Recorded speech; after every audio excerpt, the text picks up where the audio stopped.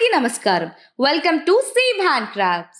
Sandalwood carving చెక్క హస్తకళల్లో గంధపు చెక్క చెక్కడం అనేది ఒకటి.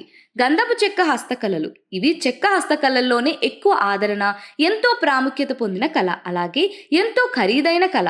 ఈ గంధపు చెక్కలో రెండు రకాలున్నాయి. మొదటిది సిగంధ. ఇది పసుపు మట్టి రంగులో ఉంటుంది. ఇది చెక్కడానికి ఉపయోగించబడుతుంది. రెండవది నాగగంధ.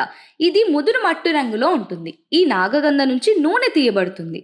గంధపు చెట్టు నుంచి వచ్చే ఈ కలపను చందనం అంటారు.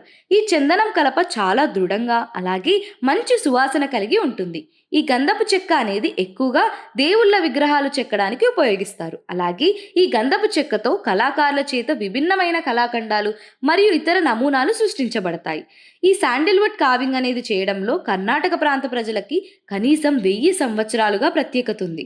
కర్ణాటకలోని శివమొగ్గ, మైసూర్, ఉత్తర కన్నడ మరియు బెంగళూరు ప్రాంతాలలో గంధపు చెక్క కళాకారులు ఉన్నారు. ఈ గంధపు చెక్క మైసూర్ చుట్టుపక్కల అడవుల్లో సమృద్ధిగా లభిస్తుంది.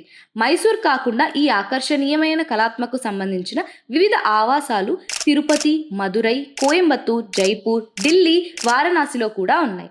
గంధపు చెక్క అనేది కేవలం శిల్పాలు చెక్కడానికి, విభిన్నమైన కళాఖండాలు తయారు చేయడానికే కాదు, మన చర్మ సౌందర్యాన్ని కాపాడడానికి కూడా ఉపయోగిస్తారు.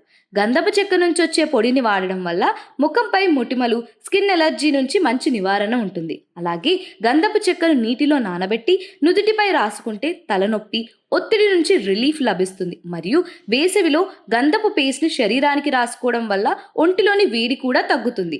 చూసారుగా గంధపు చెక్క వల్ల ఎన్ని ఉపయోగాలున్నాయో. మరెన్నో ఇంట్రెస్టింగ్ మరియు ఉపయోగకరమైన హస్తకళల గురించి తెలుసుకోవాలంటే ఫాలో చేయండి సీవ్ హ్యాండ్ క్రాఫ్ట్స్. మరొక మంచి వీడియోతో మీ ముందుకు వస్తాం. అంతవరకు జాగ్రత్తగా ఉండండి. Bye bye.